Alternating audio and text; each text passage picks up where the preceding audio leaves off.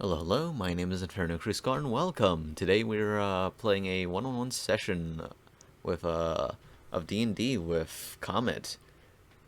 Say hello. Hello. All right. Technically, so this is gonna be a point 0.5 episode, I guess.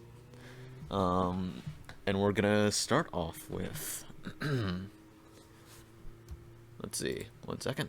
Let me pull this up.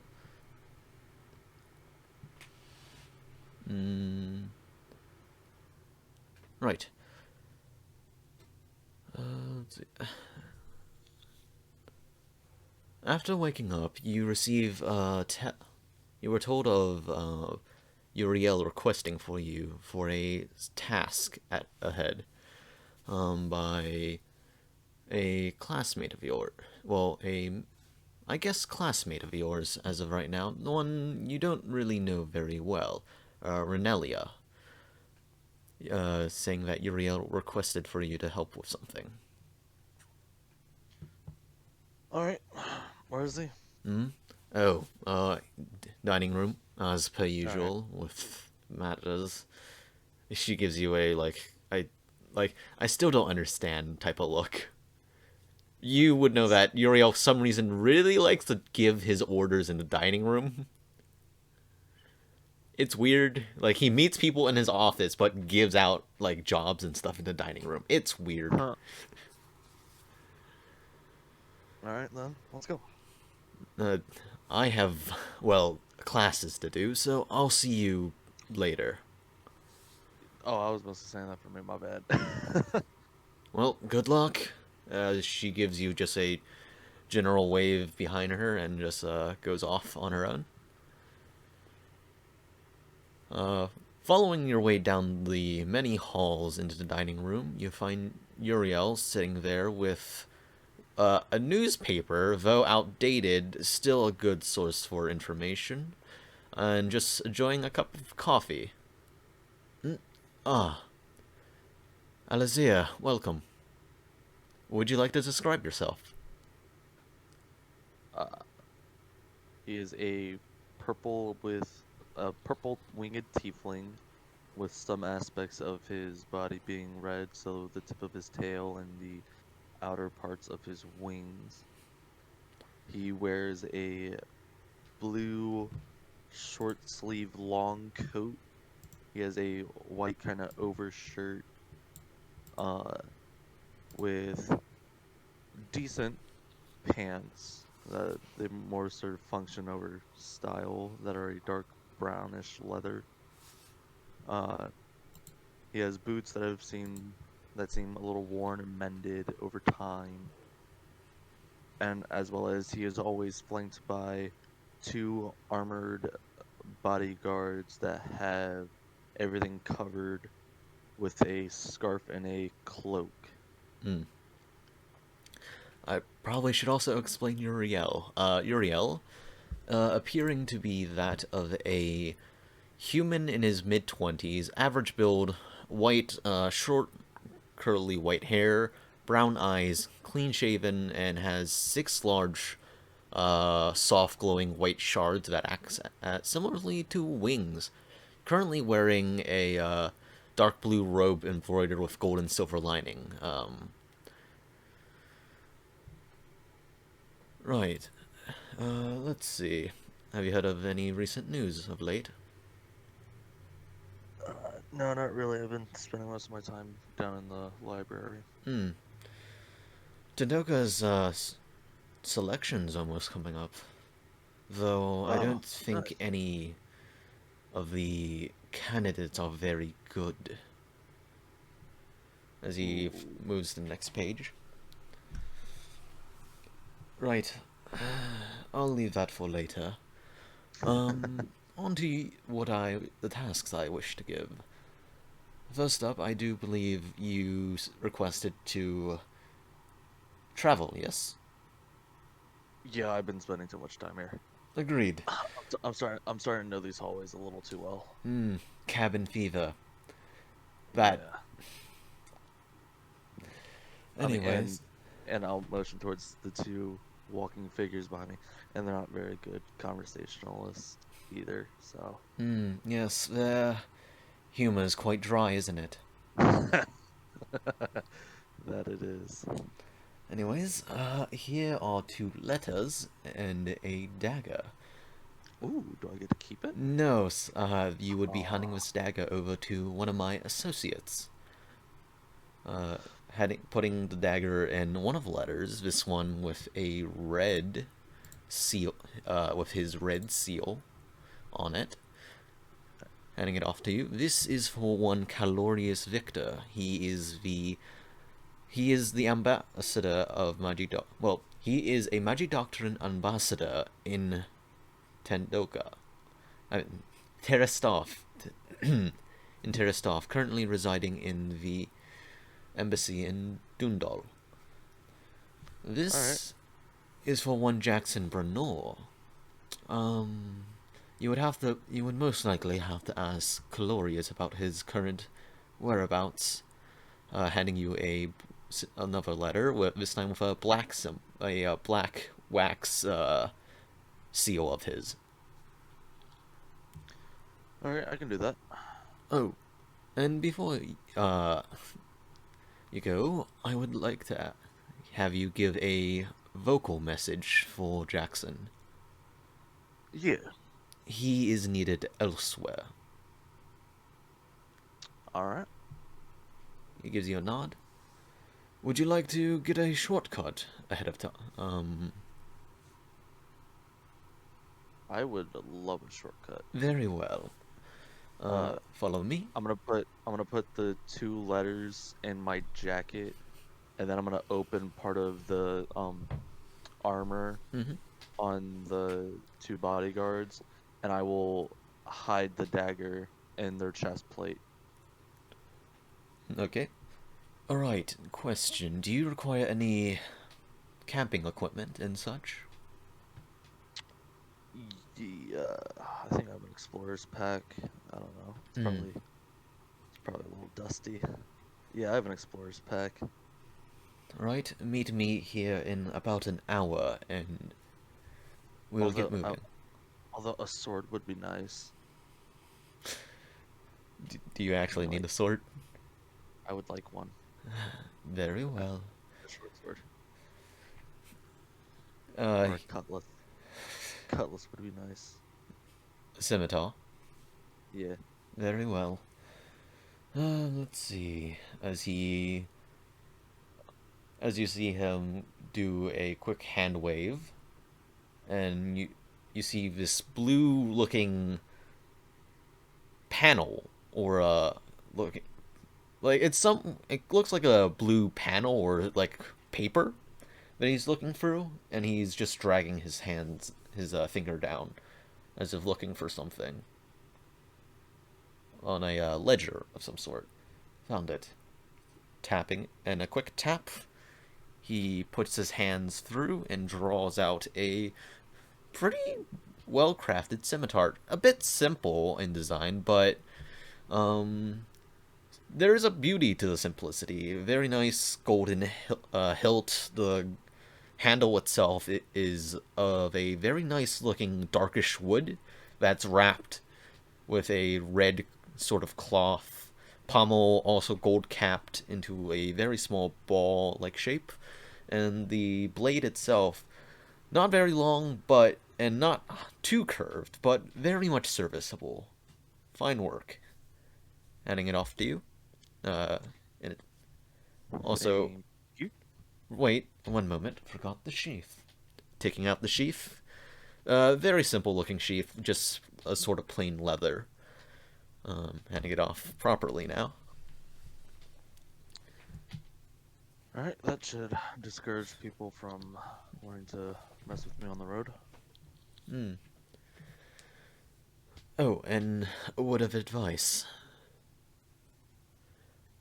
Please Yeah. do attempt to listen to the other side. Some people believe you to be of hard of hearing. Anyways, if you are ready, then let us begin. Follow me. Alright. as you walk off. You have been to this actually. It's a small teleportation room that Uriel often uses. Usually it's used for around teleporting around the city or teleporting into his office. So you haven't really seen it be used for longer range teleportation because Uriel generally can just go himself if need be. Right. Just as you know, stand in the middle. I'll activate the spell. Alright.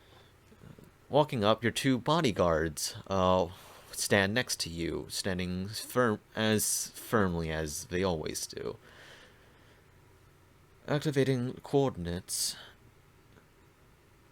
And just let's see, activating coordinates. My bodyguards' names are gonna be Bravo and Zulu. Understood. Let's see. Right, I think this would be a serviceable location.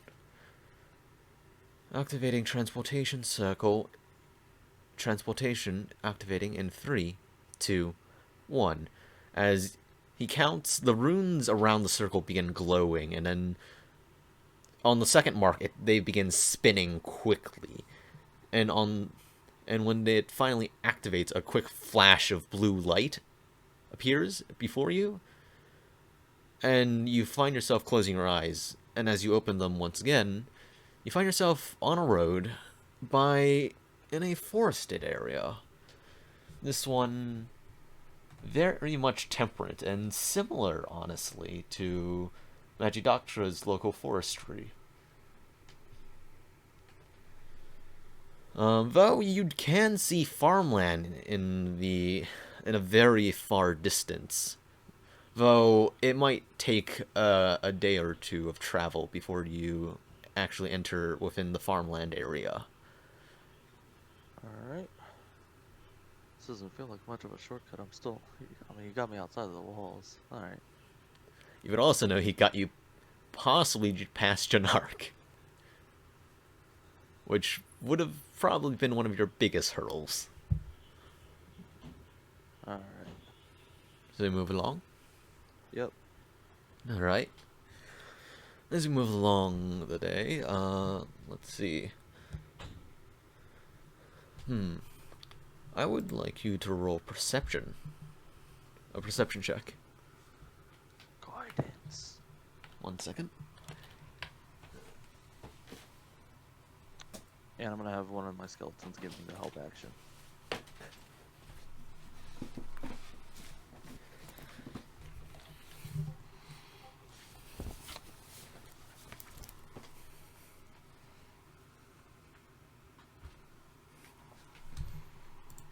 Alright. 27. 27? Alright. As you move along, you notice a few tracks, actually. Down the road, you do see a few tracks heading off into the forest. It seems to be a group of tracks, actually. Looking around, you do catch a few glints of metal and oddly colored cloth. As you step a bit closer, and eyes focus, you can see that there are people on the sides. They look a bit antsy, as if waiting for something. Bravo, Zulu, make ready. As you make the commands, they bring up their shield and have drawn their swords. Spread out and wait. And I'll point to 2 locations, kind of a distance away, but still close enough to respond. And I'll start walking over. Alright. Are you just walking naturally, or, like, just walking? Just walking naturally. Okay, like, are you approaching them, or just walking along the road? Are they, so you said that they're to the sides of the road? Mm-hmm. Like, a bit into the tree line. Yeah, I'm gonna just walk like in the center of the road. Mm-hmm. Just kind of adjusting my backpack every once in a while, just Yeah. walking. And then Bravo and Zula are just gonna continue following at that same pace, stealthing. 1 second. I need a. Are you having them roll stealth or? Yeah. Okay. Yeah, I might have a roll stealth. 20. Alright. 11 and modified 20. So one of them is not being spotted, the other one might be. 1 second. All right. You gotta. Okay. Well. I got 20 for one and 11 for the other. And then one So last I'll say, one. so Bravo gets 20, Zulu gets. So the one on my left is Bravo, the one on my left is Zulu. I mean, right is Zulu. Gotcha. Zulu got the 11, Bravo got the Unnatural 20. 20. Yeah. Yeah. Okay. So as the two fan out, you notice movement in the patch of people, and then with your previous passive your perception roll, you can hear a bit of whispering, like, hey.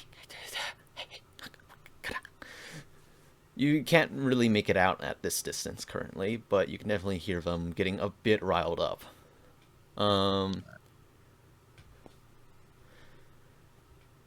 Are you still moving? Yeah, I'm gonna just keep walking. Okay, and they're still gonna flank beside you. The your two bodyguards.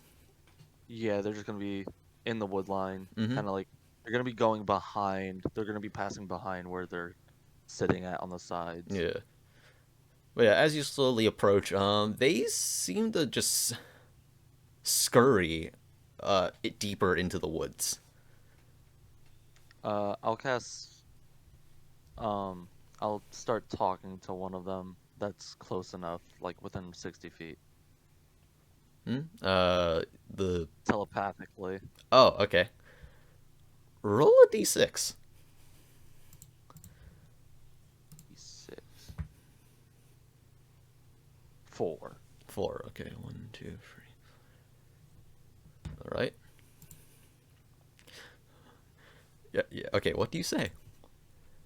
Who are you and why are you running? Uh, question: do they have the focus to speak to you, or like, is it just thoughts? Me and them can telepathically communicate. All right. Like, what the,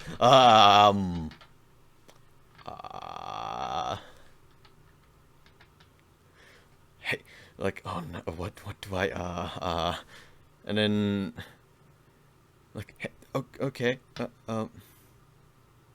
and then, kind of like silence.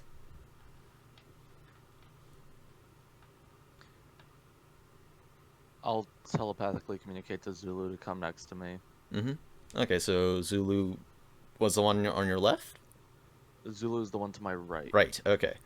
And then Heads up, is they this are on person your right side of the okay, they're road. on my right? Mm-hmm. Then I'll have Bravo come to me Okay. and have Zulu stay in the same spot. All right. And I'll start slowly walking over. Mm-hmm. But yeah, as you slowly approach, they seem to be leaving faster than you are approaching. Like they're just trying to get a bit more distance and try not to get noticed. Is Zulu still able to keep an eye on where they're going?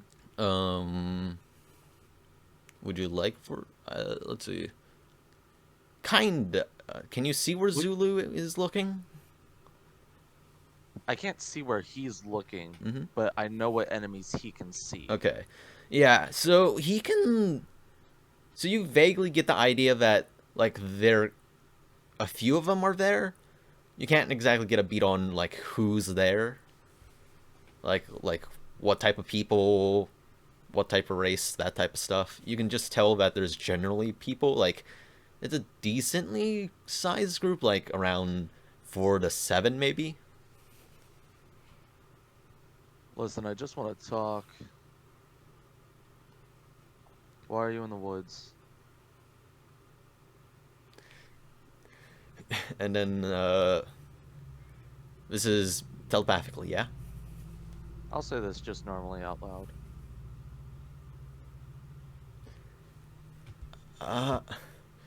And then you see a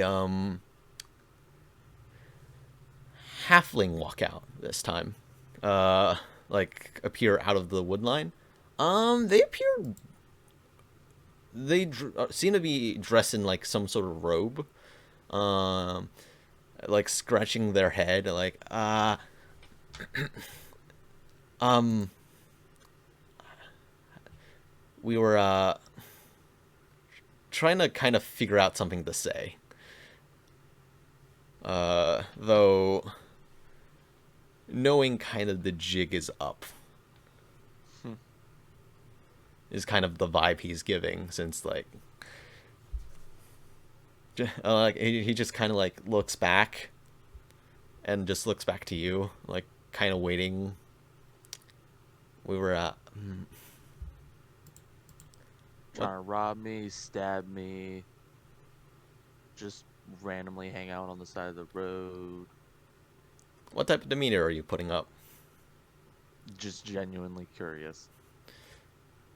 All right, let's see.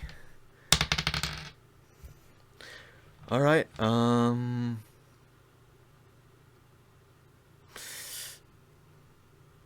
rob you, rob you. He kind of puts his hands up to his back of his head, rubbing, like just scratching at his hair. Yeah, wow, that's pretty bad. He just Pretty bad nods. job. Yeah. You know, there's better ways to make money, right? I mean, you weren't even confident enough to rob me. Like, there's 7 of you. I mean, you talk to one of our guys in the head, like, pointing to the head. I mean, yeah, that is fair. But, like, that was before you, like, started running it off. And then he just points to Oh, no, the that was after. That was to your after you bodyguard, started running off. Yeah, like the there's- bodyguard in the woods. Yeah, he's also there. We have to work on it. We actually have to work on hiding him better. He's new. He just nods their head. That's Zulu. Do you? That's Zulu, by the way, and I'll motion Zulu to come over. Hi, Zulu. They don't really talk. They Oh, don't. mute. It's more, yeah, it's more of like a language thing, and they don't really. What do they Yeah. know? I don't know. I It's- see. Weird company. Yeah. Do you, I've you know mostly what? just been. He's just like. I'm mostly just communicating with them telepathically. That's Mhm. how I've been. That's how I've been managing. Yeah, and then do you want me to get the others? Yeah, let's meet them. All right, just like he just waves them down. A few. So the others come out. A few, not so. A few very apprehensive faces. Let's see. One of the first to come out is a goblin. Little goblin, wearing like this very ragged leather armor, has like a light crossbow out.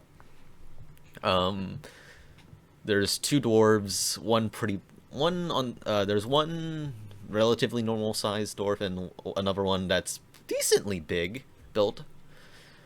A human, and then a half elf that seems very worried. What in the? Mm-hmm. And you all work together? What?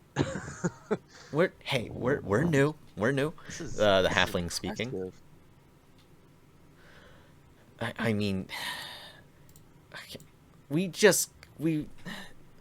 were trying to get into the green brigand raiders brigands, but they kicked us out. We Uh, yeah we kind of they kind of have like a whole we thought we were just stealing to live, but they don't do that. oh, what do they do? Um, like what is it? Like they have like a huge thing of codes and like law or rules. What was it? Like I guess the big one was don't hurt people. Like the who don't hurt civilians is the main one. Hmm. Like we, it was it was a little too much. Yeah, yeah. We're new. We're very new at this.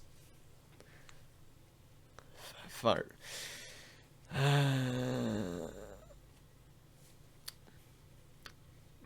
Just smacking their So, lips like a few of the so, others. Hmm.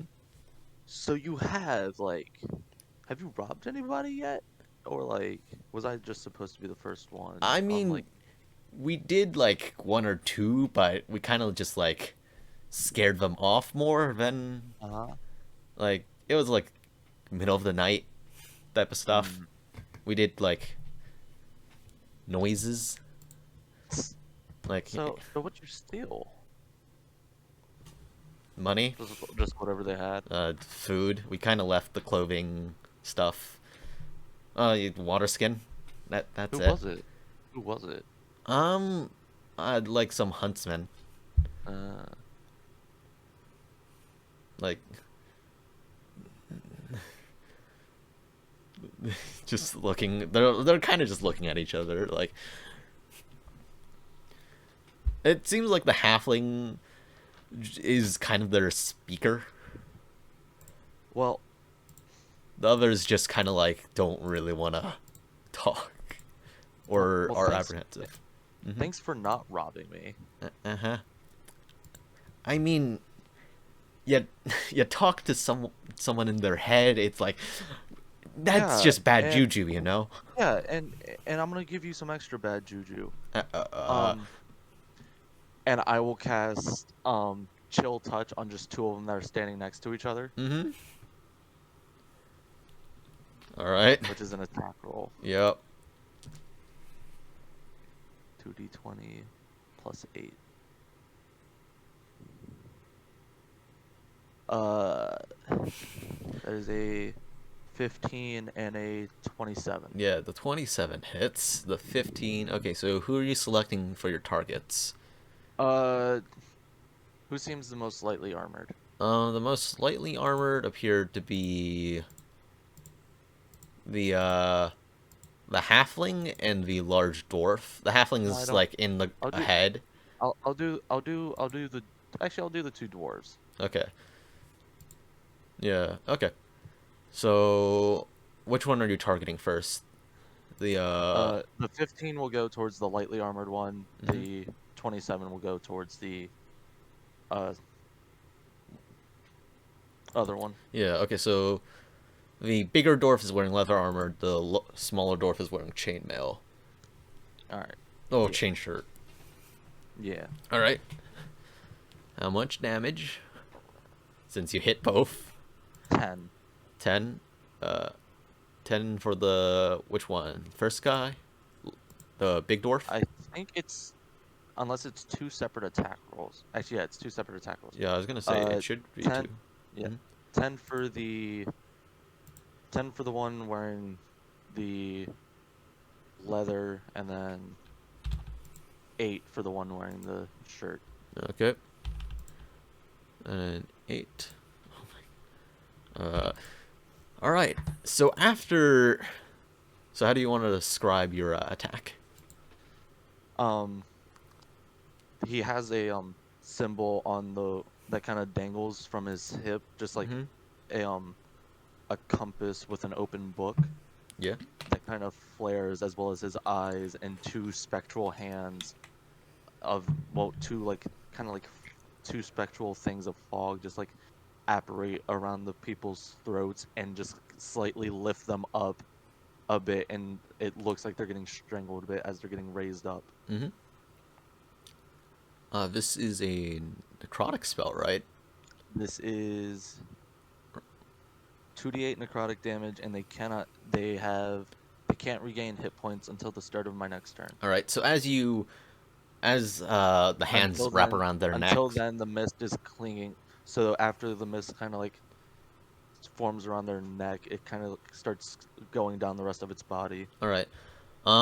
Okay. So for the for the dwarf of the heavier armor, um, as it wraps around, you can see that black veins begin coming out of him, as it deals a hefty amount of damage. Like another hit would just knock him out. But yeah, immediately the group,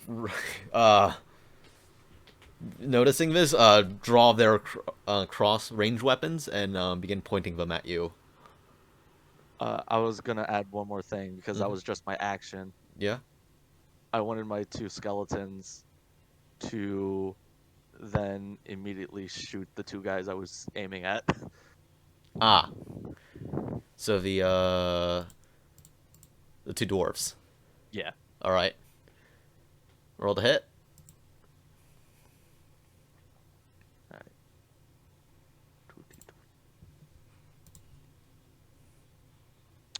Modified 20 and 15. Okay. So 20 for the chainmail guy. Yeah. Okay. Cat, can you hold on? Well, My roll cat wants food. damage. Yeah, my Okay. cat wants food real Okay. quick. Okay. I'm pretty sure one of them just dies straight up. All right. Like, 9 for the first, for the heavily damaged one, chainmail and guy. Okay. actually not the heavily damaged one. That's for the other one, and this will be for the heavily damaged one. Mm-hmm. Okay. Heavily damaged one. Uh, so as the skeletons, it's a short bow? It's crossbows. Crossbow. Okay. So as they pull up their crossbows, in a instant reaction, just fire immediately, compared to the groups. For the first, Bravo firing first lands a pretty good shot into the gut of the the one wearing leather armor, and then Zulu, on the other hand, landing a shot square into the chest as the one breaking the links in the chainmail, as the dwarf just collapses back, dead. That's the lightest of what I can do. Roll intimidation. Yeah.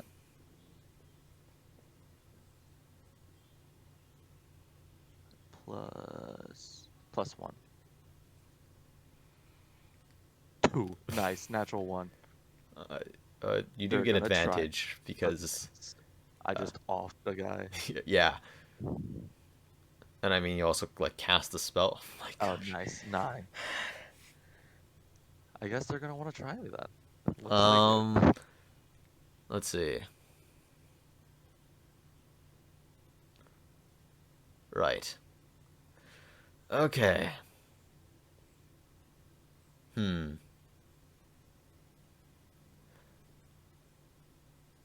All right. So immediately, let's see. So let me just remove him off the board. Okay. How do I want to do this? Okay. So after stating that, you all enter like a somewhat stale, like just standing there, crossbows aimed, like everyone's just kind of waiting for something to happen. Like a few of them are in shock, a few others are just like, it's just trying to figure out what to do. Crossbow's still aimed. The halfling though, is quite shocked, trying to figure something out.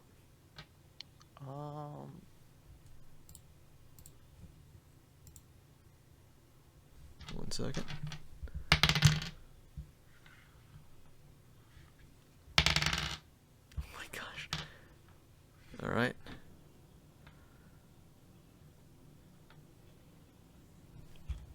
You do anything?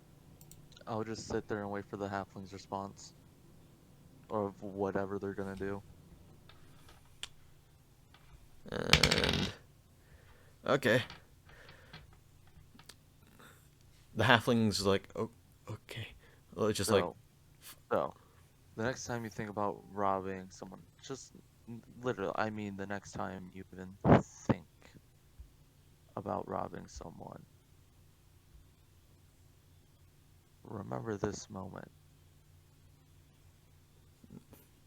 They just like... and then they kind of just run back. The halfling beginning to just grabs the body, calling to the he's dwarf. not going home. And I'll point towards the dead body. They look to the body, look back to you. The larger dwarf then just begins to take some stuff off. Mostly just the coin purse, the crossbow, and the what is it? Actually, no, he didn't have a crossbow. Just takes the warhammer and shield, and leaves. Oh, I can use that shield actually. Leave the shield. Drops the shield, and they just kind of leave, taking the gold pouch and the warhammer. I'll pick up the shield, look at it. It's wipe it off a bit. Not much. It's just like a very dingy wooden shield with like a metal, like a very rough metal rim. There's a bit of rust on it too. Nothing a bit of mending and prestidigitation can't solve. Also, on closer inspection of the body, the face is actually already quite sunken. Like, haven't eaten much as of recently. In fact, most of the body is like kind of anemic already before even killing them. So you can kind of guess didn't really eat much at all. I'll just kind of drop to one knee next to the body. You know, there's more. They've got to know there's better ways to get food. Well, they'll probably die soon. Don't want to. They decide it's better to rob people than actually work. Then they can contribute to. They can contribute to the circle of life instead of stealing from it. All right. So. You said he had leather armor? No, he had chainmail. Chain shirt. Chain shirt? I'll take his chain shirt. All right. There is a crossbow bolt size hole in it, and it's pretty dingy. Mending and prestidigitation. All right. But I guess you move on your way. As long as no breaks are no larger than 1 foot in any dimension, I can mend it, leaving no trace of former damage. Well, that seems like you can do that, since it's barely somewhat damaged, and at least none of it's 1 foot wide. Yeah. But yeah, as you move along, so you just take the chain shirt. Yeah. I will take the chain shirt, and then command them to dig a grave real quick. Instantly moving to dig. You don't have a shovel on though. They do have a shovel. They do have shovels. Okay, taking out their shovels. One of them has a shovel. Taking out a shovel. One of them begins digging.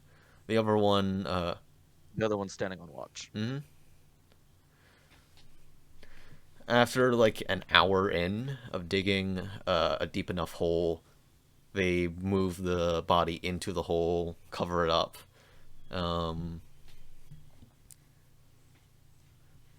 Do you place any markers on graves? I'll place a marker. Mm-hmm.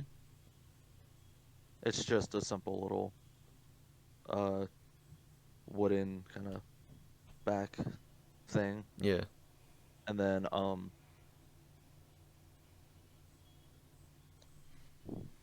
I'll put just a star Mm-hmm. with a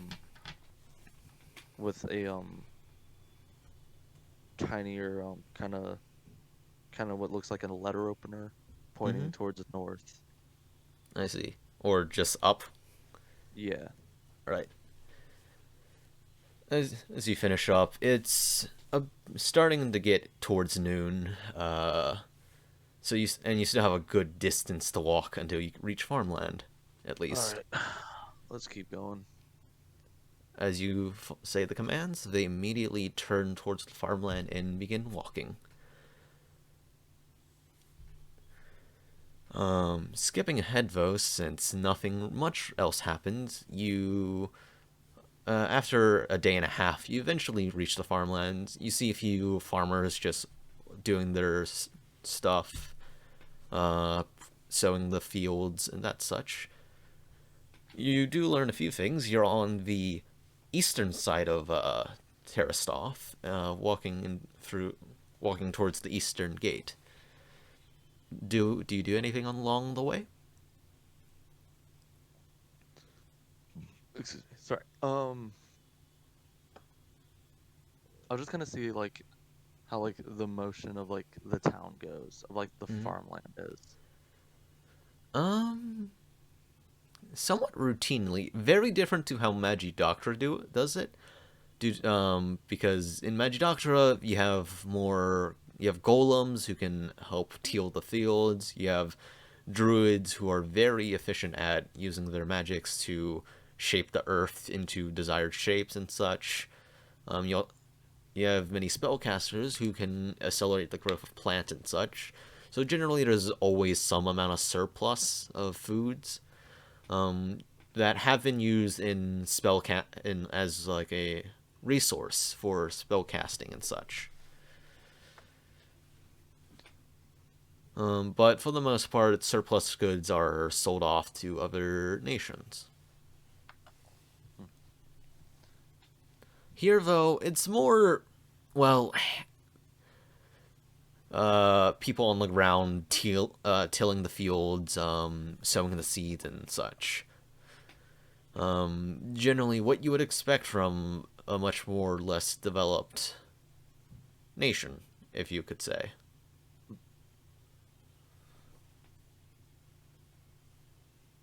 Or So magically this is gifted the nation. so this is the old way of farming. Mm-hmm.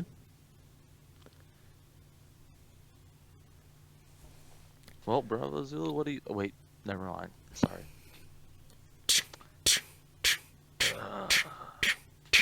I gotta find a group or something. I'm gonna go insane if it's just me and you two. All right, let's keep wandering. We have to Mm-hmm. find a Deundal. Do you flag down like a farmer and stuff? Yeah, I'll ask a farmer real quick. Oh, Oh, Deundal. excuse me. Yeah, I'm looking Mm? for Deundal. Oh, well, you're heading there right now. Oh, Just thank you. pointing to the road. You see the city down a bit as you are traveling on the road to Noondal currently. I, Thank you. I how do you not travel much? Not really, and I almost just got robbed. So Ah, really? Huh. Man, haven't heard it of much was robberies that it was way. weird. I'll be Hmm. honest, it was weird. Hmm. Uh, at best we got some hunters saying that they heard some strange sounds on the woods, found their food Uh, gone. huh. Yeah, Well, most of the robberies are hopefully. actually up north, or Huh. northwest. Evergreen Brigands, are doing the robbings up there.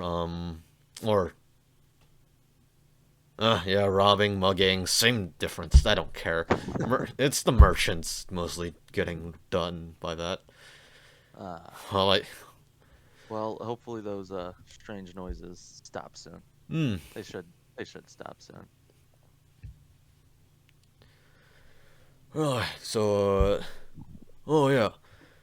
Need any trade? You seem pretty well off. Where from? I'm from actually I'm from Magic Doctor. Ah, s- you cast spell, boy? I dabble a bit, yeah. Ah, good, good. Haven't seen much of your kind around. Let's see. Well, I do know a halfling fella that can cast some spells, but not like any good schools around here. Kind tuition's also pretty bad in the college. Mm. Oh yeah. Need any food and stuff I can get you for a bit of gold Uh, or a I'm act- coin? I'm pretty good on rations. Thanks for pointing me in the right way though. And I'll Huh. pass him a gold. Thanks. I Magic Doctor doing very fine there. As he just quickly pockets it into his pouch. Not his actually not his coin pouch, but like into a pocket, like on like his a breast pocket of some sort. Like, uh, oh, a little bit of ice. Do not flaunt any coin out in the Patchwork Square. There's been some good what's it called? good to know. Pickpocketing. Ah, Real good pickpocketer. What's the name again? I haven't been there for a long while. Let's see. Something, Crow? Uh, trying to remember some crow thing. well, I'll definitely be on the lookout. Thanks for letting me know. Yeah, no problem. Well, have a good day. I better get back to work. I hope your harvest is good. And I hope you a safe journey. Well, pretty safe. As he just points to the road full of farmland. Well, gotta have some adventure. Gotta spice it up. Uh, could never do it in my day. As he just walks off. We'll see if I'm able to do it in mine. And I'll continue on. Yeah, so the skeleton seeing you come back onto the road, continue walking along with you. Another uneventful day passes by. You camp, eat, rest, and wake up, continue walking. Eventually, you do make it to the gate. You see a few merchant carts entering, getting checked down. The Tersoft guards, keeping watch. Speaking of, let me get some. Let's see. Do I have their colors? Right. So as you approach, you begin noticing what the guards are wearing. Generally metal helmet, chainmail with leather underneath, talberts. The colors of Terrastoff, as you would know, would be black, gold, and green. But since these are just somewhat normal people, like lower ranked guards, it seems they just are wearing black, green, and yellow. Hmm. But yeah, they're so as the time progresses, they're just checking stuff down. The line gets shorter, and eventually you end up in line. Alt, uh, name, where from, and business. My name is Malleus. I'm here to see the Magic Doctor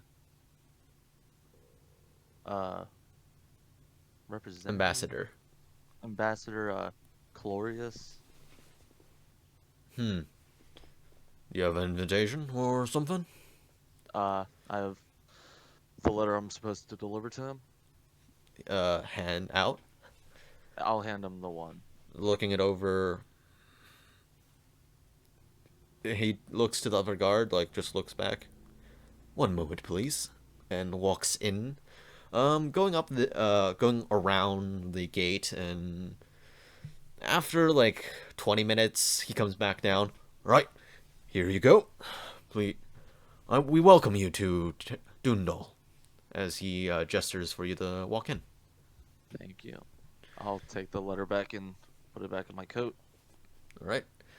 Can you point me in the right direction of Oh, Colorius? he just gives you the base directions to there, telling you Thank which streets to walk, and after like all that stuff. He seems quite used to telling directions. Thank you very much. No problem. But yeah, as you walk along, they stop another wagon. Um, yes, it's quite the bustling city. As you walk along, people are talking, chatting, selling. A few smaller stalls are selling stuff. Though you do find yourself entering a pretty residential-looking area filled with what seems to be what you would consider dorms or apartments, but for multiple families and such. A few like very small inns and such, like very. Some of them just don't have like signboards and stuff up. Some of them just like very hastily, like poorly scrawled board signs out in front. Nothing too interesting, but as you head deeper towards the center of the city, you begin seeing some of the more interesting locations. One second. Um, yeah, passing through, you find, one second, let me take a look. Nope, not that. Found it, okay. You found a, let's see, would you like to roll perception to see what you will find along the way? Yeah.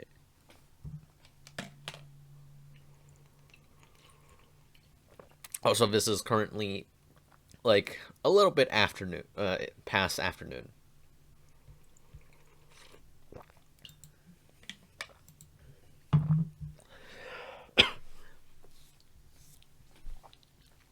$22. All right. So, one of the first things you pass by is a inn called the Drowned Basketless, with a large basketless picture scrawled onto the large sign. It looks pretty well done. You can even see a taxidermied basilisk on a mantle by the barkeep. Continuing down, you see a little quaint shop that has very fine looking clothing shown off in the windows, which most of these buildings do not have glass windows. This shop is called Dressing Like a Fox. A pretty nice looking clothing store, looking in some very recent Magidoctra fashion, incorporating with the local fashion as well. You can definitely just imagine some of the people back in Magidoctra just thinking to themselves, my, how beautiful these dresses are, I can show off. Continuing down, you see a few just standards, inns, taverns. You do find a bellowing dragon. In fact, the first bellowing dragon, you would know this to be a very famous brand of inns dotted across the lands. You would know these are some of the highest quality inns to ever set foot in. You've been to the Magidoctra one. It is very famous for its selections of food and, excuse me, and entertainment complexes. This one, though, it's odd. It's very, what's the word?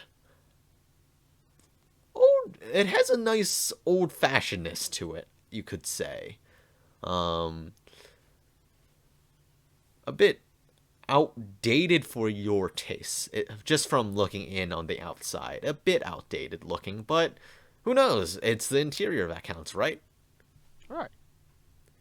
As you move along, following directions, you exit what seems to be the residential area and enter into the very much more modern areas. What seems to be like the central hub of activity. Walking around, you find a few interesting locations. Let's see. First off, a very nicely, like a very large blacksmith shop. It's called the Black Gold Drake. Looking inside, it's an open air blacksmithing area. Has very nicely carved stone columns of dwarvish make. You can see large forges, even a stairway underground. You can see multiple people working, mostly dwarves, it seems. Passing that, you see a very nice general store called Gold Crossing. You see a good amount of people walking in and out. It seems to be one of the older buildings, actually, though still decently modern and kept with the times, with what seems to be new additions, like inside through the windows, just peeking in. Let's see. Continuing on, you see a bathhouse called the Salamanders Grotto. It seems very simple on the outside, but you can see that a lot of people are going in and out. You're not quite sure, like, for its size, it's decently large on the outside, but you can't really tell, like, how they can have so many customers come in and out. So you guess that it's either like underground, like the previous blacksmith, or there's some sort of finagling that they've done with the building and such. Stuff. Yeah, maybe magic. Yeah. Well, yeah, as you continue on, you eventually find yourself in front of the Gold Path diplomatic quarter, the embassy, where all the ambassadors of the other nations come and work. Here we go. Now I have no idea what Calorius looks like, so let's find that out. And I'll start walking in. Mm-hmm. Walking in, you open up, you see a clerk, a elven lady, doing paperwork and recording documents. Noticing you walk in, just beckons you forward with like a not like just a come on, just like very quickly beckon, like come on, hurry it up. I'm looking for Ambassador Cloris Victor.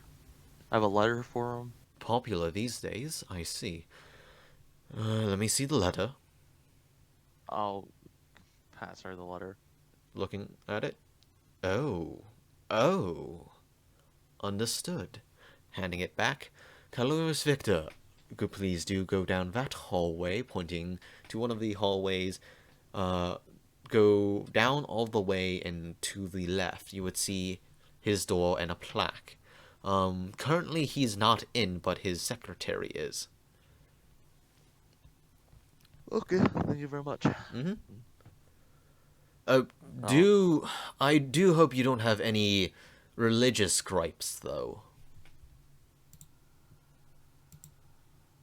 Oh, okay. You can do walking? What? He looks like he wants to ask more about that, but then it's just like, yeah, that's fine. Alright, you walk. So as you walk down, you see a various few, rooms. Most of them just seem to be, a few of them are Magidoctra ambassadors, though you're not interested because you have a certain someone to look for.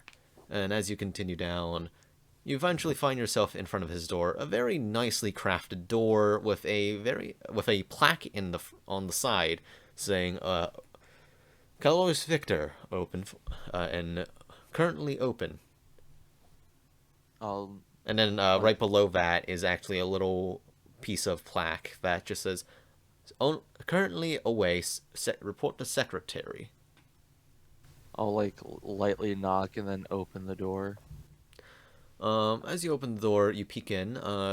First up, looking in, it is a very nice room. You would have to agree. It's not as ostentatious as some of the offices you've seen from certain teachers. It's it's not as cluttered as certain offices of certain teachers, and it's not Oh, this is as so much more you simpler. it's not as utilitarian as some teachers you couldn't believe. Like, it's just a bed, a table, and a lamp. But walking in, it is very nice. You see some very fine bookshelves, you see some cases, glass cases with finely decorated decorations and very nice looking items inside. Uh, a very finely carved desk. Nothing too grandiose, just a simple darkish wood with gold trimmings and such. Looking to your right, though, you see a very pink desk, like a pinkish red that Ugh. doesn't mesh well at all with the room. And sitting behind it uh, is a lady of red skin, horns, yellow eyes, and wings, dressed in a very revealing, what I guess you can say somewhat officey looking clothing. White button-up dress shirt, black pants. Currently wearing like a very loose cloak, you could say. Um, she seems to be just doing paperwork. Looking up. Oh, we have guests. And putting her hands onto pulling out something and then taking out glasses and putting them on. Oh, hello there, dear. How may I help Hello. you? I have a letter for Calorius and a Mm-hmm. delivery, and I'll like walk over towards one of the uh, towards Bravo, Mm-hmm. and kind of stand in front of him and just reach and grab the dagger. Mm. I have a letter and a delivery Ah, I for see. Calorius. Well, yeah, let me see the letter, I guess. Here you go. Thank you. Um, moving her legs over, cross-legged now, looking over. Oh, from Uriel. How placing the letter on the side and looking at you. Intriguing. Putting her hand up to her chin. Now, could I ask about you? Sure. I guess, if I may be so direct, what type of women do you like? Um, would you like to roll intelligence check real quick? Or history check? Religious uh, history or flat intelligence, your choice. let's do All religion right. because that's my highest one.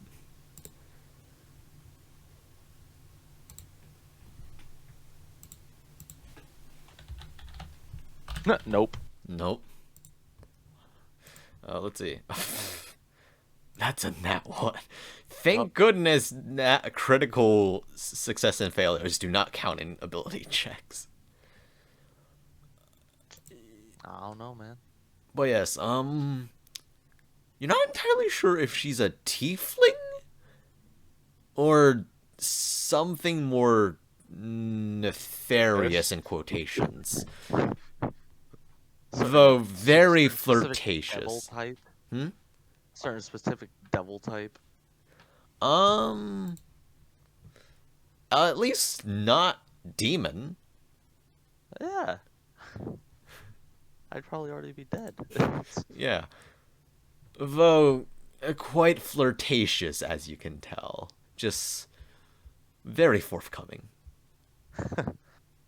I'm actually not interested in either. Oh. Hmm.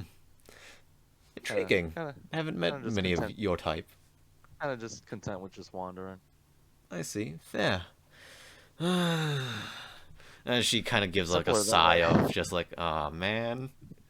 Well, It's simpler that way. fair. Though a bit more boring, but well, to each their own. Run into a lot less problems. I could see that. Well, yes, yeah. She pushes her chair out, and just brings the letter, placing it onto the desk. Well, that's not my job to do, so I guess I'll be just leaving it for him. Anything else? Oh, you Yeah. only left the letter, correct? The letter and the dagger. Okay, and the dagger. Um, there's actually one other. I have a letter for Jackson Brenor. I don't know who he is. I wasn't given like a description or Oh, anything. um, actually do not know. I've never met him. Only been told about him. You would have to wait for my dear Victor to arrive. Do you know when he's supposed to be here? His meeting should conclude in about an hour. All right, yeah, I have nothing Would you better to like do. tea, I'll maybe? just, yeah, tea sounds great. All right. As she walks off, she knocks onto one of the cabinets, which opens up into a very fine tea set. Very fine tea set. Like a whole brewing kit and such. You see her turn a knob, quickly just begins brewing tea. Light, something light, heavier, or maybe brandy tea infused. I don't really drink tea, so just surprise me. All right. She, you see her immediately knock on another, on the drawer beneath, and you see her take out a, what seems to be a square glass, or glass bottle of, reddish orange liquid. Popping, popping it open. Right, a little bit of that for the two of us. Clicking it back into place and putting it back in the drawer. Taking a few tea leaves out. Waiting for the water to finish boiling. Oh, you can take a seat right there, pointing to the chair in front of the main desk. Ah, thank you. No problem. I'm gonna just have Bravo and Zulu stand right by the door. How about those two? Would they? Would they like tea? No, they're all right. All right. Not really tea drinkers. I see. Put as she finishes up brewing, pouring out the tea. Here you go. What I would like to call. What did he call it? I don't know much for names, but I do remember how to make them, so apologies on not remembering their names. But I Listen, do names are hope. unimportant. Remember how to make them, though. That's the important part. Indeed, as she just sits on the desk right beside you and picks up her cup and just takes a sip. I guess you follow suit? Yeah. Taking a sip, initially pretty minty, a slight bit of bitterness, and then instantly a hit of spicy. Ah. How good is Alzir with spice? Well, he's resistant to fire. Okay. So, unexpected, but after like a single cough, like, Hmm. it's strong. It has, and then you get hit by the slight bit of alcoholic taste to it. Ah, so this is the surprise when I Mm. say, all right. Yes, I took a helping Fair, of to fair. a little bit of what would you call? Uh, I'm not very good with remembering names of liquids and food, honestly. I'm much better at remembering names of people. Hmm. As much to the chagrin of, well, Mr. Victor. But yeah, I guess you just sit around? Yeah? Yep, Mm-hmm. yep. She just returns back to doing her paperwork, though she does hand you, like, a, book of fairy tales about the local area, if you wish to read that, or, you can just sit around. Yeah, sure. I'll read about some fairy tales. Alright. Within the hour, you read about the skeleton, the, 1 second. I have a thing for that. There it is. Let's see. First up, you read about the waltz. Um, you read about a famous play and urban legend about the waltz of the lady and the waltz of the Red Lady and the Skeleton King. A very old story. One said to have occurred supposedly every summer in the swamps to the west. Of two very ancient beings. The Lady in Red being someone who existed around the first human settlements, and the skeleton being some being much older, dancing in the swamps to the west. Next up, you learn about a very old legend, uh, and play some one called Midsummer's Marriage. It was a romantic story. It is a romantic story between a human writer and a fairy, a specifically a fairy that acts more akin to a muse. They were supposed to get married, but sadly, strategy struck as the fairy was killed during their wedding. But after the perpetrators were caught by the husband, or to be husband, um, finding that the transgressions were fixed, Titania herself granted blessings upon the writer, though. 1 second, I forgot about that.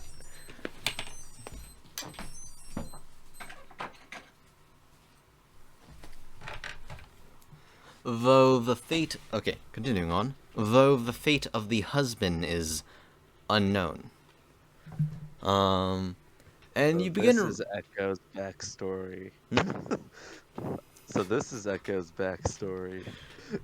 Continuing on from that, one of the last few stories would be that of the Willow Flames. But before you could read too deeply into that, a portal opens up in front of you, behind the desk, and the smell of brimstone comes through as a very finely dressed gentleman walks out.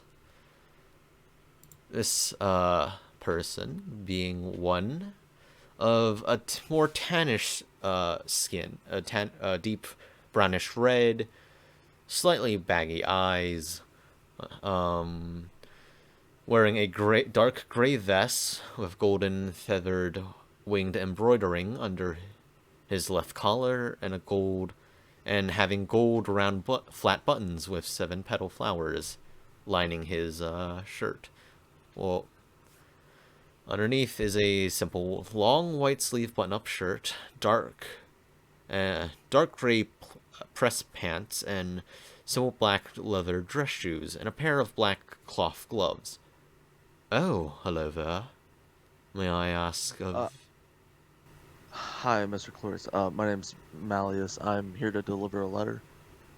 It's from Uriel. as Ah, well as this dagger. ah, I see. They're on my desk already. Interesting name. Um, Funnily enough, very similar to my brother's name. Huh. Yes. The craftsmanship is as good as always. And for the letter, taking up the dagger, he peels off the seal with the dagger itself. Just it seems like he doesn't want to deal with opening another drawer to get a letter opener. Opening it up, he looks, pulling out a letter. Right. One moment, please. I will read this over. And in one fell swoop, opening up the letter in one hand and on a tapping on the air as if to activate something, and which it does, as two armor stands appear before him, and immediately placing the dagger onto the belt of the armor dressed in white plate armor. As you would know, well, you wouldn't know, but out of character you would. Yeah. The armor set before you, one black and the other white. Both are plate armor. One has a crown. The other one currently does not wear anything for headgear. Right. I Oh, see. this armor sets look great. Oh, yes. These are actually models of based on real artifacts.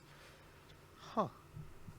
Do you know of the twin gods? Do I? Uh, you should. The twin gods generally refers to the twin god of light and the twin god of darkness, Malcatus Victalis and Calorum Victalis, light and dark respectively. Malcatus, they both had a hand in basically ending the Eternal War, which was a war between the angels and fiends from the angels from the soaring heavens and the fiends of the abyssal rings. Basically, once they took up their godhood, they were able to keep the two sides from fighting and eventually starting the Age of Heroes. Yeah, I know a little bit about them. I see. I'm guessing you too are a scholar of some sort. Try to Oh, be. interesting choice of companions. As he looks to your two bodyguards. They do well. Unusual sort. Unexpected of Uriel to pick up apprentice of undead abilities. Well, it's better to understand the capabilities than to hide from them. Fair, very much fair. I understand it a bit far too well. Now then, on to other sorts of business. Yes. You. She. After taking a quick sniff, he looks to the secretary.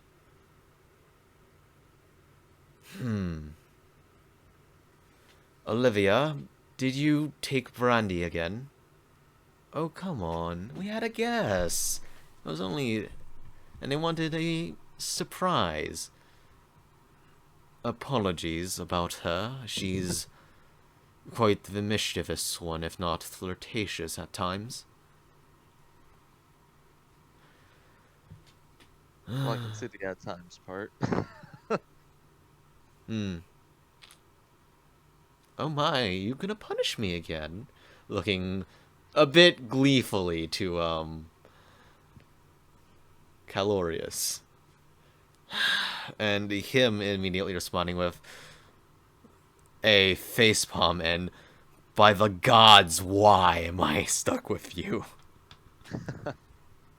uh, as well as you might actually know. Uh, I'm looking for Jackson. I have another letter. It's for Jackson Bernor. Oh. I see. He just recently went out to do a mission for me. I do Ah, know his current residence, though. Well, not mission for me, but he did go out to do a task out towards the swamp. I can tell you his current residence as of right now. yeah, that should work just fine. All right.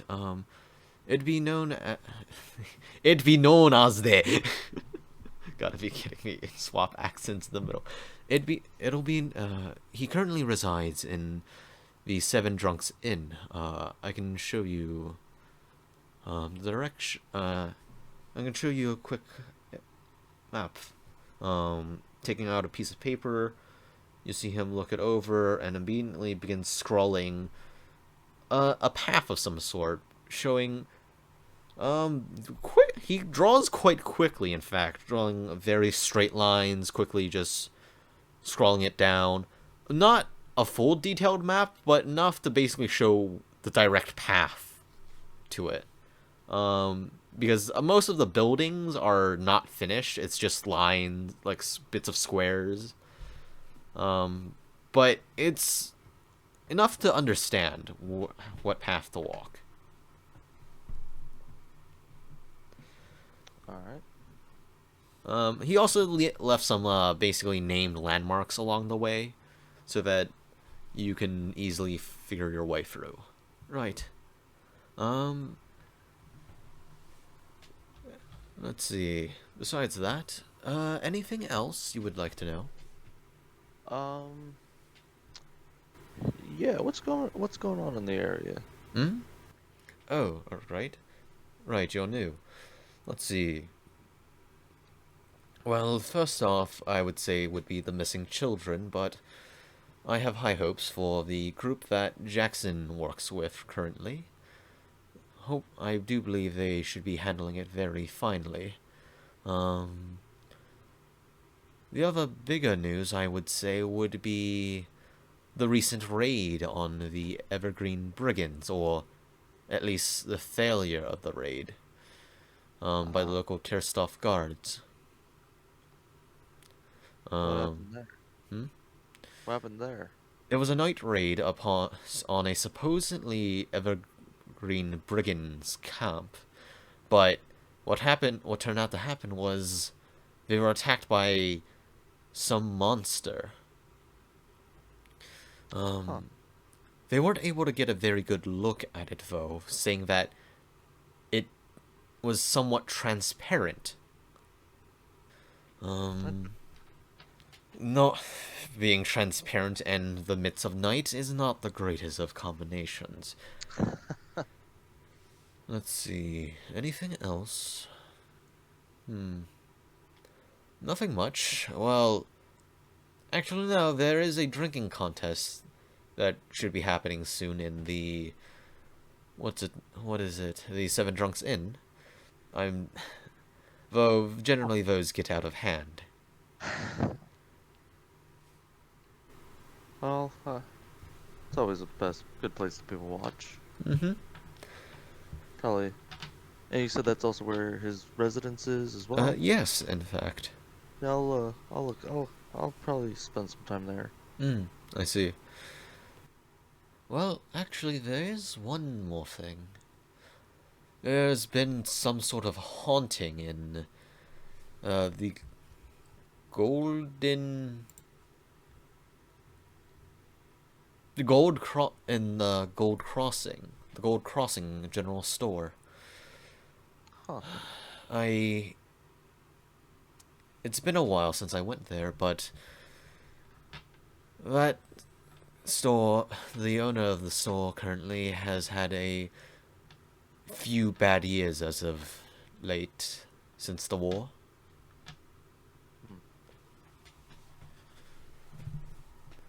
Hmm. Um, but besides that, nothing much as of late. General politics and such.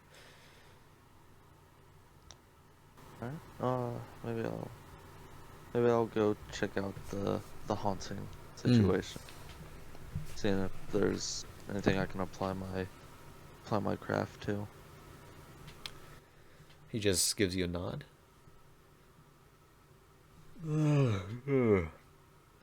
I need sleep. That's one thing I definitely need after that meeting.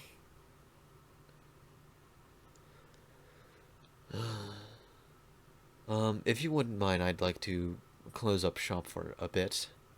Yeah, I'm gonna go check out that tavern, Just nods his head. and then Um, I'll. Oh, we're gonna say something. no. He just nods his head. Alright.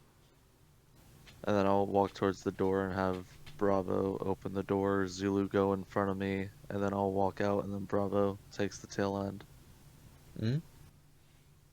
and then I Oh, will continue. before you leave, as a heads up, there is a cleric amongst the group. I should be fine. Just gives you a simple nod. There's I've I've taken better liberties at hiding them from specific people. Hmm. Oh, that makes sense with the magic aura surrounding them.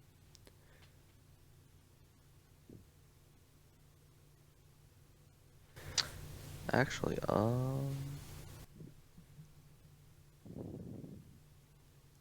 they actually don't. Hmm? They Don't actually what? don't give off a magical aura. Oh no, it's something specific about the person. Ah, okay. But yeah, so just in general, they don't reveal. Hmm? Yeah, They no, don't no, have a it's something magical aura. specific Okay. about this person that's I'll causing. I'll kind of like stop. Wait, hold on. You can see that they have a magical aura. Hmm? Sorry. Topic for another time. Nods his head. Ah, that's fascinating because they actually specifically made it to where it's I harder. believe Uriel can also see it, which you would know Uriel is able Uriel is to. also the one that helped me. There's there's nothing in there. There's no. These are a new brand of things. Hmm. I can tell actually. No souls. Yeah, and should I ever lose control of them, they're instantly destroyed. Hmm. Interesting. It's a contingency for things. It makes sense to have plans. Well, Apologies. I'll let you go nap, and I'll go look around. Hmm? Of City's course. nice. Have a good day. Have You a too, good sir. day. As the lady gives you a very nice wave. You too, and I'll continue out. As you begin walking away, it's weird how he you as like basically as the conversation went on, you began picking up a bit more uh about the relationship between the two. It felt like that of familiar and master. Uh, that's a that's an interesting familiar to have. A lot of Yeah. people do imps, but huh? I'm guessing you continue on? Yep. To the Yeah. seven drunks in. Yeah. At this point it's a bit closer to sunset.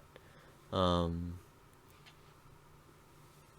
I'm guessing do you want to take a look around or just head straight to it? I'll head straight to the end. All right.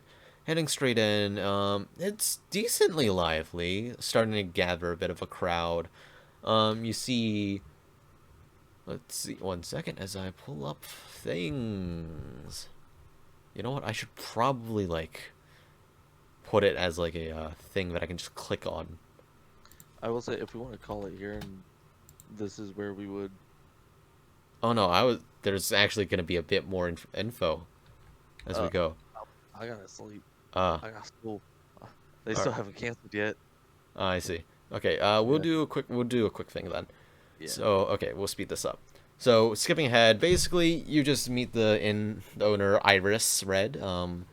You talk about the person. She about the name. She says, oh, she knows. They should come back sometime. You can wait here for them. But as night rolls around, though, uh, actually does. You see a decently dressed, well armored man walk in. Older gentleman with let's see, walking in. Iris actually points him out to you. Oh, that would be Jackson right there. Thanks. Gives you a nod. Now, how do you want to talk to yourself? You can talk to him as him for a All minute. right. Mr. Bernor, Oh, hello. uh, you're needed elsewhere, and I'll hand him the letter. He gives you a very tired look, but nods, taking it up. Um, he doesn't care very much. He's just very kind of somewhat in the motions, thinking. Just plucks off the seal, cracking it, and then opens up the letter, reading through. He takes a look through, reading it carefully, like nods his head. All right. Do you? Never mind. I guess I better take my leave then. Where are you from? Magic Doctor. Ah, same place as her then. Oh, you have another person from Magic Doctor? Yes, though she doesn't like to speak much about it. Ah, If you are staying the night, I do suggest you. Well, yeah, I can pay for you in advance, since you traveled quite a bit. Giving you a gold. oh, thanks. Yeah, no problem. I was gonna pay for our night, but I guess I'm just gonna pay for you for now. Let's see. I guess I can give you a quick description of everyone. Well, easiest to see. Big guy, blue furry bit. Very short nose, has cow ears kind of look. Let's see. A warrior nun. Let's see. Blonde hair, brown eyes, decent, quite short. Another short human, wearing black hair, wearing purple, black. Well, yeah, that's about it. I better get leaving then. Also, according to the letter, you are assigned to the group by by the person who gave the letter. Huh. Okay then. Well, I better Well, get going. I wish you luck on wherever you're going. He gives you a nod and walks out. You just I'm guessing just basically pay for your room fee and head to sleep after getting a bit of food. Um, I will.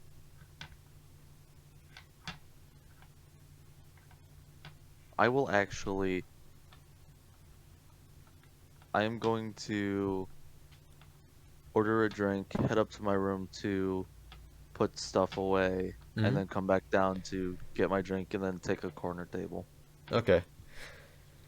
And I'm guessing, Just something out of the way. right, I'm guessing you would end it there for him. Yep. All right. Now, changing perspectives to Jackson for a little bit. After picking up the letter, you would have learned. One second, I do have the whole letter.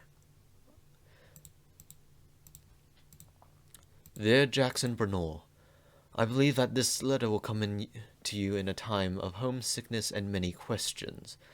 I ask of you to set some of these questions aside and head home, as there is much in your homeland that is transpiring.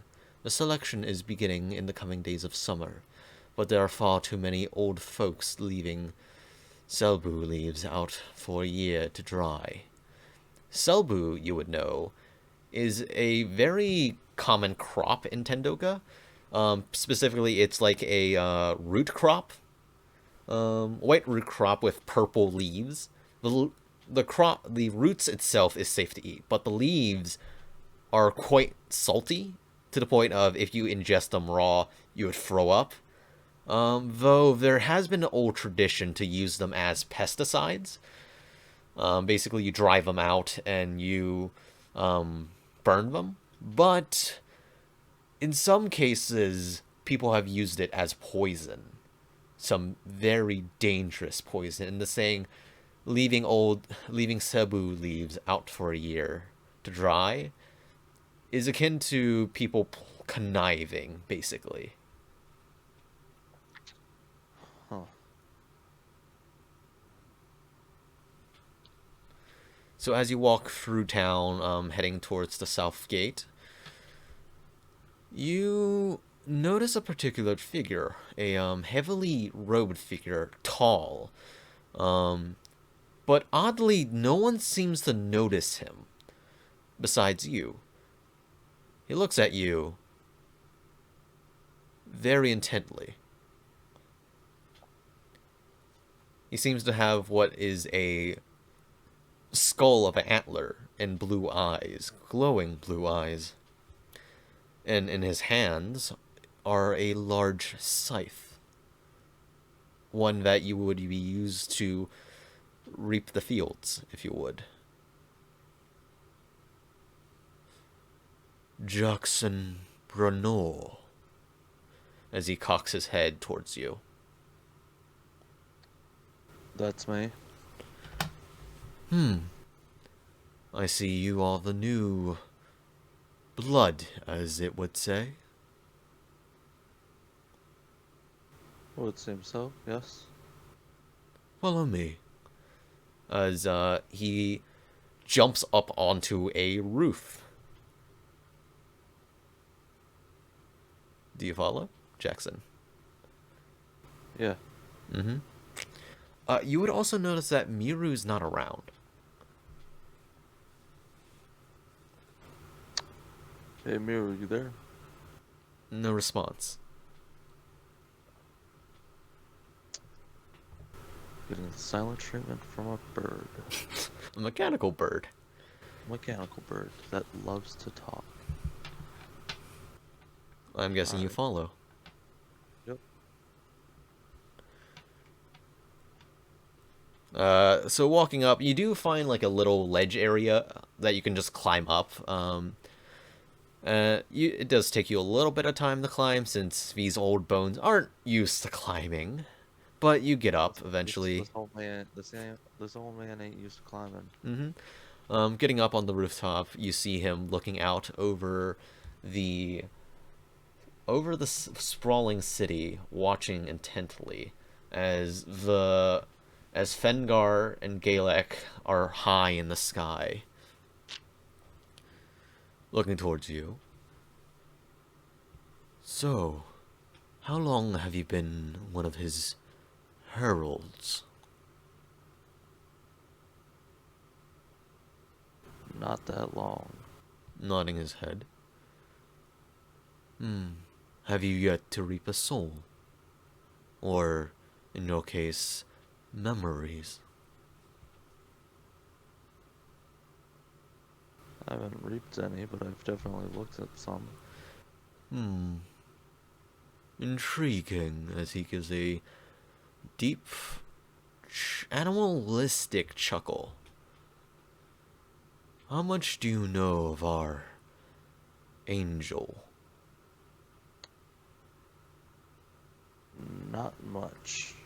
Do Just that you he has trust him?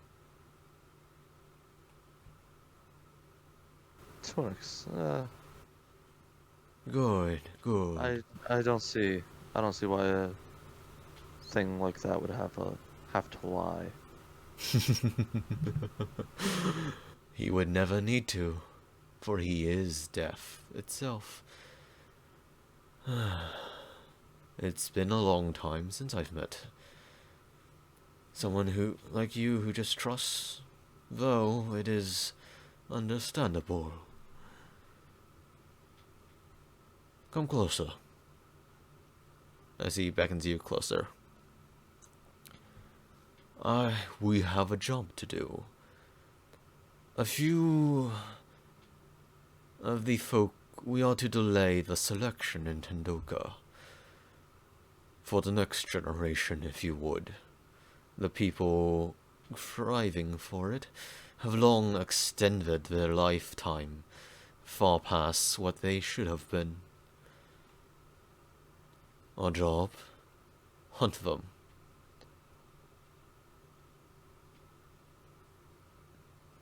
Very well. You'll be assigned a partner. There, you will have to gain their trust, for they are an old hand at this. So I ask of you this first. Do you trust me?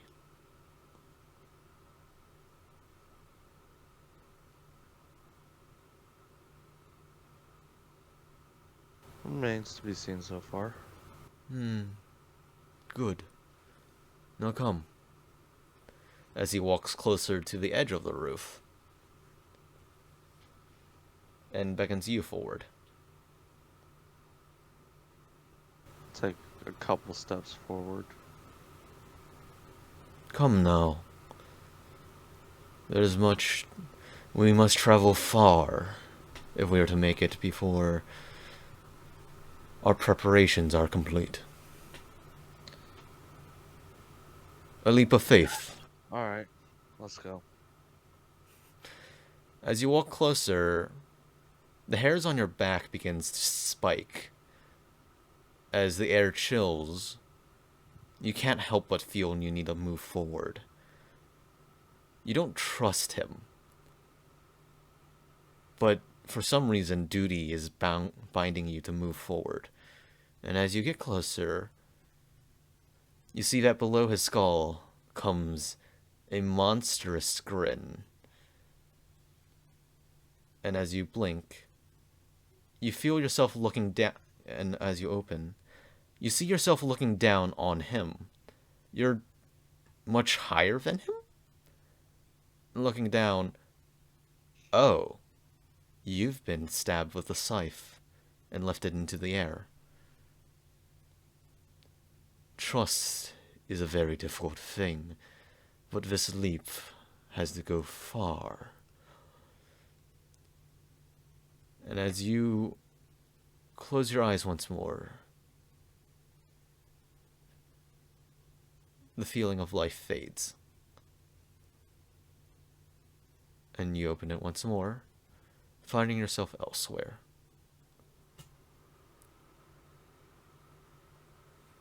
We will end it there. Do you trust me? Yes, I trust you. Well, kinda trust you. Great. Stab. Good enough for me! But yes, actually, I will say, you find yourself in a familiar land. One filled with trees of Tendoka. And you're on top of a building quite far from civilization. And looking out, you see things in gray hues. And we end the scene there. But yeah, alright, thoughts? Just initial thoughts? That was good. Alright. Okay. Part of me was so tempted to just start like one by one, hunting down all. But yeah, the part view. of me was just like, oh, I want to so bad, but I won't. Yeah. And for our audience, you can kind of start somewhat guess this character is not as kind as the current party. But we'll see how fate directs him. But anyways, I hope you guys all enjoyed. If you did, considering like, commenting, and subbing. And besides that, hope you enjoy and hope to see you next time. See ya.